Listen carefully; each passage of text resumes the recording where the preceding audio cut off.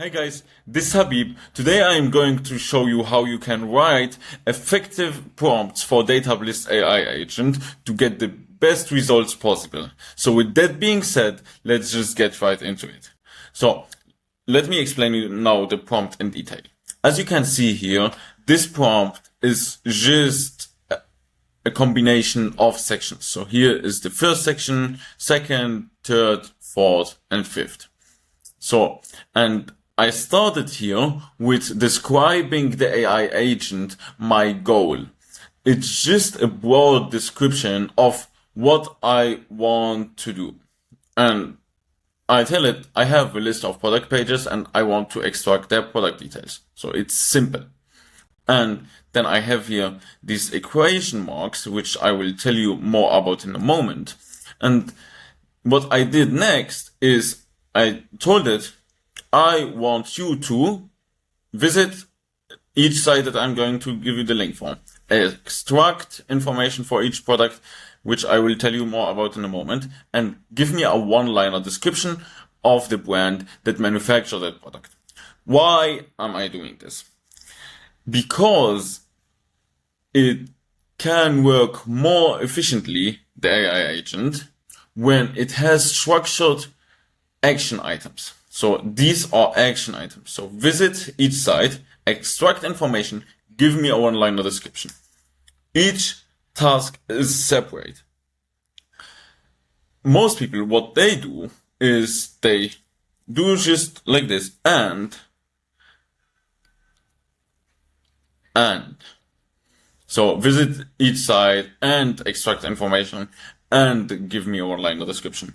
So it's basically the same outcome what you trying to achieve, but it's not the same for the AI agent because it's a system that wants to be very helpful, and if you try to give it everything at once, then it will try to do everything at once and fail. But if you give it the action items in a structured way, it will work more efficiently and deliver you better results. Okay? So always have divided action items, so one action item, then the second, then the third and fourth and fifth and so on. Okay. So now let's talk about these equation marks and why they are so important. So these equation marks, they are just dividers, and you could also use underscores, hyphens, or em dashes. It doesn't matter as long as you divide each section from the next section, because the AI agent will interpret these sections then better and also bring you better results. Okay, so always have dividers in your prompt and never forget them. Use underscores, hyphens, em dashes, or equation marks. It doesn't matter. What matters is that you have these dividers. I just find these equation marks to be better because they make the prompt easier to read. Okay, now that we have talked about the goal description, the action items, and the dividers, the next what we're gonna talk about is how to specify what you want. And I want you to remember the word specify, because you have to be very specific to get a good outcome. Because if you are generic with your ask, the AI agent might also produce generic outputs. So I want you just to look at my prompt, for example. So I told it, here is what I'm looking for with examples. Then I told it here the name of the product, and I gave it an example, Traveler XP300. Then the next one is very good.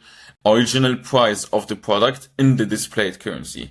Can you see how specific this is? Original price of the product in the displayed currency. So it doesn't get me the discount price. It doesn't convert the currency into my local currency. I want it to be the original price of the displayed currency. Then I gave it also product category, Again, a few examples: product specification, examples, product specification 2, examples, special tag, examples.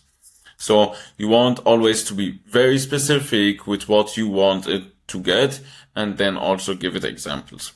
The next two things we are going to talk about are how to deal with data inconsistencies and mistakes to avoid.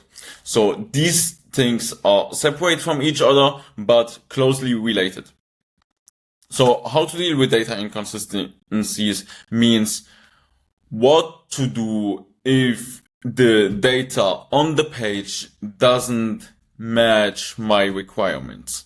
For example, these product categories, there might be multiple product categories on each product page I want to scrape. So it would get me all product categories, but I don't want it to. I want only one product category. And there might be also many special tags. So it might be last chunks and limited offer. It might be new arrivals and limited offer. So, you want to be very specific. And then I told it also return not available if the data isn't available. Because if, let's say, a product category isn't available on the product page, it might tell me, I didn't find the product category. The product category was not available. And then I will get multiple outcomes that tell me basically the same, that the product category is not available, and it will turn my spreadsheet into a mess. And I don't want to do this. So yeah, this is it, how to deal with data inconsistencies. So tell it how to do it so that you have the maximum control. Next thing, mistakes to avoid. What this actually means is just, this is a mistake, don't do this. This might be a trap you walk in, don't walk into this trap. So I am thinking here of AI agents, or I think of LLMs, these AI chatbots, also as just little kids that are super, super smart, but if you don't tell them what mistakes to avoid, they might do this mistake. And I just told the AI agent, in my case, don't return any data what doesn't fall in the mentioned data types, for example, call to actions and reviews. And I told it also that the product pages might not be all structured the same way, but it should be able to recognize the patterns of the data I want based on the context, right? And it's super simple, but if you don't specify these things, they might go wrong and mess up your data.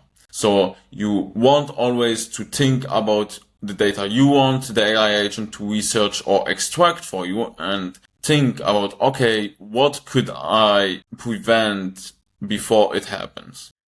The last thing we are going to talk about is the input variable. So your AI prompt needs always some data to work with from your spreadsheet if you want it to extract or research about specific companies, products, and so on. But you never want to give it, for example, here I have a list of product pages, and then you give it just a product link mid-sentence or in the first section, because then it will get confused, might visit the product page before it even reads the prompt, So you want always to give the variable in the last sentence after you specified everything in your prompt. So after the action items, the outcomes you want, how to deal with data inconsistencies, the mistakes to avoid, you want to give it the input variable. And then you could already configure here your outputs and click on continue, and then it will go into the web and do your task for you.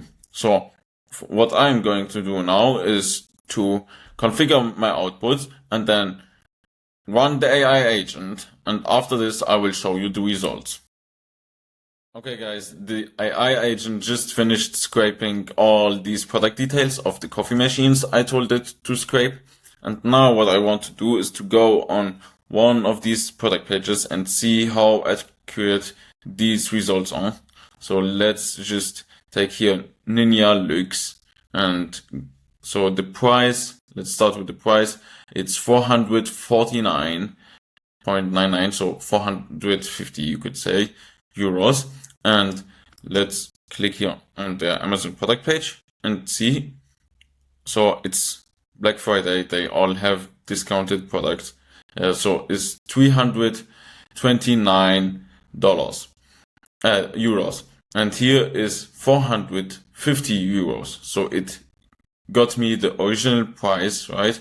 And let's see also the product specifications it got me. So here it got me the dimensions and the weight. Now let's see if this is also accurate. So here are the dimensions, and here is the weight. So 11.5. Let's see. Yes, it's 11.5, and the dimensions. So yeah, it looks pretty good to me, guys. That's what a good prompt can do when you set it up right. So I encourage you to always put time in your prompt so that you don't have to invest time later repairing your spreadsheet, right? So yeah, that's pretty it for the video. If you have any questions about how to write a prompt for an AI agent or anything else related to AI agent, just let me know and I will be happy to answer your questions. And thanks for watching so far, and see you guys in the next one. Bye bye.